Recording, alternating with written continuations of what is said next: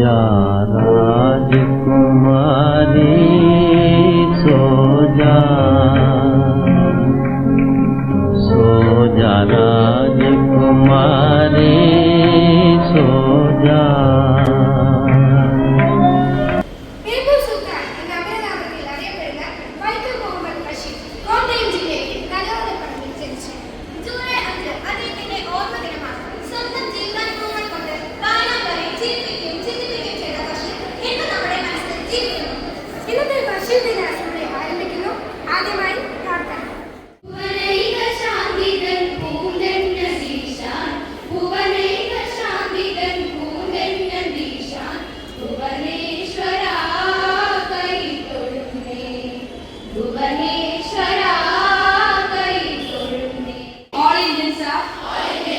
My brothers and sisters, I love my country. മലയാള സാഹിത്യത്തിന് വലിയൊരു നഷ്ടം സംഭവിച്ച ദിവസമാണിന്ന്.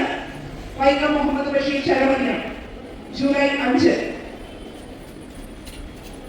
വായനയുടെ ലോകത്തിലേക്ക് മലയാളികളെ കൈപിടിച്ചുയർത്തിയ മഹാനായ സാഹിത്യകാരനാണ് വൈക്കം മുഹമ്മദ് ബഷീർ.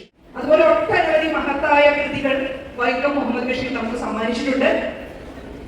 നമുക്കറിയാം, സ്കോട്ട്ലൻഡിലെ എഡിൻബറോ സർവകലാശാല ഇദ്ദേഹത്തിന്റെ കൃതികൾ വിവർത്തനം ചെയ്ത് ഒരൊറ്റ പുസ്തകമായി പരിഭാഷപ്പെടുത്തിയിട്ടുണ്ട്. പത്മശ്രീ, സാഹിത്യ അക്കാദമി ഫെലോഷിപ്പ് തുടങ്ങിയ ഒട്ടനവധി പ്രശസ്തി പത്രങ്ങൾ അദ്ദേഹത്തെ തേടി വന്നിട്ടുണ്ട്. ഇന്ന് സുൽത്താന്റെ ദിനമാണ്, നമ്മുടെ സ്വന്തം സുൽത്താൻ. നമുക്കാകെ സാഹിത്യ ലോകത്ത് ഒരേ ഒരു സുൽത്താനേ ഉള്ളൂ, അത് ശ്രീ വൈക്കം മുഹമ്മദ് ബഷീറാണ്. വായിച്ച് തുടങ്ങുന്നവർക്കും വായിച്ചു തുടങ്ങിയവർക്കും എന്നും ആകർഷിക്കുന്ന പുസ്തകങ്ങളായിരുന്നു ശ്രീ മുഹമ്മദ് ബഷീറിന്റെ. ബഷീറിന്റെ പുസ്തകങ്ങൾ വായിക്കാത്തവരില്ല. കാരണം എല്ലാവർക്കും ഒറ്റ വായനയിൽ തന്നെ എളുപ്പം മനസ്സിലാവുന്ന ഒന്ന് തന്നെയാണ് ബഷീർ കൃതികൾ. അതായത് ഇനിയും വായന തുടങ്ങാത്തവർക്കും ബഷീർ കൃതികൾ വായിച്ചുകൊണ്ട് വായനയുടെ ലോകത്തേക്ക് കടന്നു വരാം. തിരിച്ചറിയാതെ ഒരു വിദ്യാർത്ഥിയും ഒരു വിദ്യാലയത്തിൽ നിന്ന് ഇറങ്ങിപ്പോയിക്കൂടാ. അത്രയും വായനയോട് നമ്മളെ ചേർത്ത് നിർത്തിയ, സാധാരണക്കാരെ മലയാളം പഠിച്ചു തുടങ്ങിയ ആൾക്കാരെ ചേർത്ത് നിർത്തിയ മഹാനാണ് അദ്ദേഹം. ഈ ബഷീർ ദിനത്തിൽ എല്ലാവർക്കും ബഷീർ ദിനാശംസകൾ നേരുന്നു.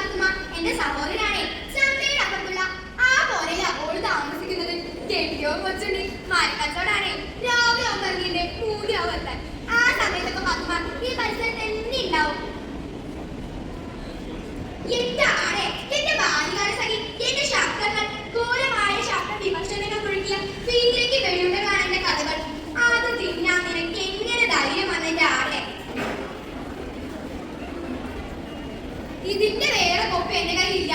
100 രൂപയാണല്ല.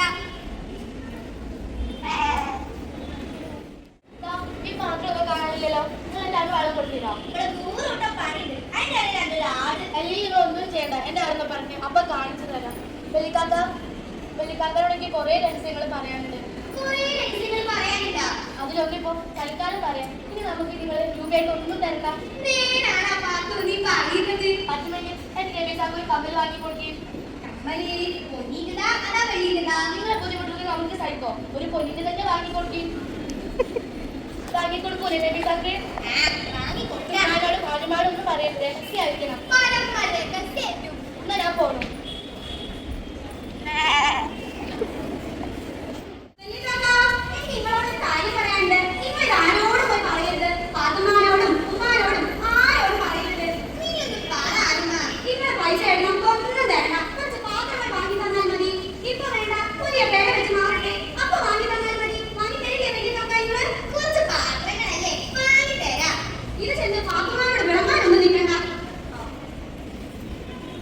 ഇതാണ്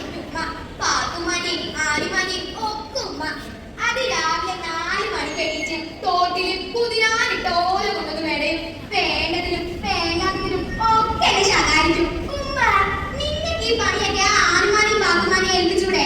ഓരെ കൊണ്ടൊന്നും ഈ പണി പറ്റൂലെന്ന്. നിങ്ങളൊന്ന് വിട്ടു കൊടുത്താലേ ഓരെ കൊണ്ട് പറ്റൂല. എനിക്ക് ഈ പൊന്നെ പറ്റി എന്തറിയാം? ഒറ്റാന്തടി മുഞ്ഞാമ്പരം. അല്ല, അതിനൊരു 10 മണിയൊക്കെ അടിക്കാം. അല്ലുമ്മ, നിങ്ങൾ ഈ ഒളിഞ്ഞു തെളിഞ്ഞ് എത്ര ഉപ്പാണെങ്കിൽ വാങ്ങുന്നത്? കണക്കൊന്നും പറയണ്ട, 10 മണിയൊക്കെ കൊണ്ടാ. ഞാൻ ഒരു സത്യം പറയട്ടെ ഉമ്മ, എന്റെ കയ്യിൽ ആകെ 5 രൂപയുള്ളൂ. അതൊക്കെ കൊണ്ടാ പോലെയാണ്.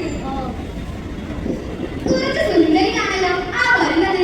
ചിലപ്പോൾ ഓട്ടോഗ്രാഫ് വാങ്ങാനായിരിക്കും, അതോ വല്ല ചർച്ചയ്ക്കും, ചിലപ്പോ വല്ല ഉദ്ഘാടനത്തിനും ക്ഷണിക്കാനായിരിക്കും.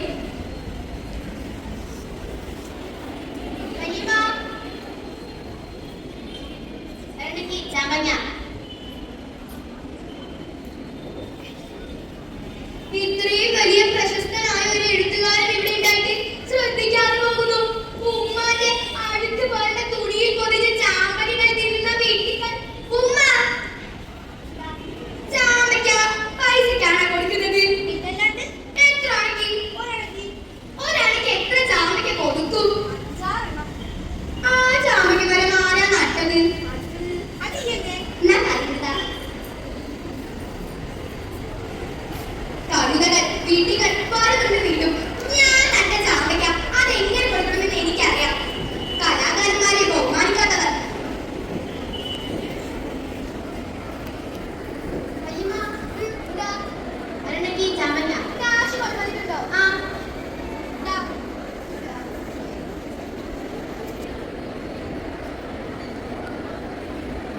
വളരെ ചെറുതാണല്ലോ. ഇത് പച്ചയുമാണ്. അതെ, വല്യമ്മ ഞങ്ങൾക്ക് വലുതാ തരാം. ഇത് വളരെ ചെറുതും പച്ചയുമാണല്ലോ. നിങ്ങൾ പറയുന്ന വല്യമ്മയും ആ ചാമ്പക്കങ്ങളുമായി യാതൊരു ബന്ധവുമില്ല. അത് നട്ടത് ഞാനാ. അതിന്റെ ഉടമസ്ഥന് ഇങ്ങനെ തരാനേ സൗകര്യമുള്ളൂ. എന്തൊരു മനുഷ്യനാ.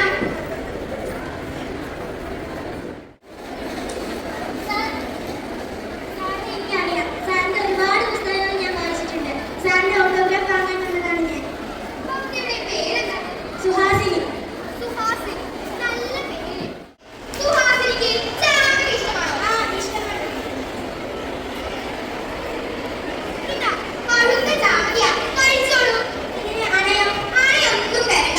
കലാകാരന്മാരെ ബഹുമാനിക്കുന്നവരെ എനിക്ക് വലിയ ഇഷ്ടാ.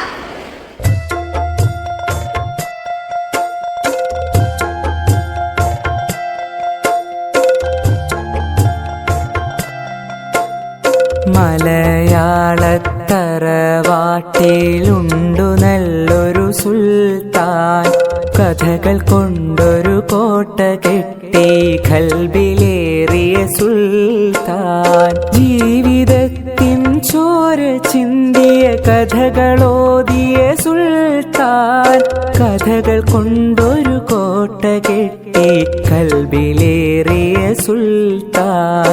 മലയാളത്തറവാട്ടിലുണ്ടു നല്ലൊരു സുൽത്താൻ, കഥകൾ കൊണ്ടൊരു കോട്ട കെട്ടി ഖൽബിലേറിയ സുൽത്താൻ.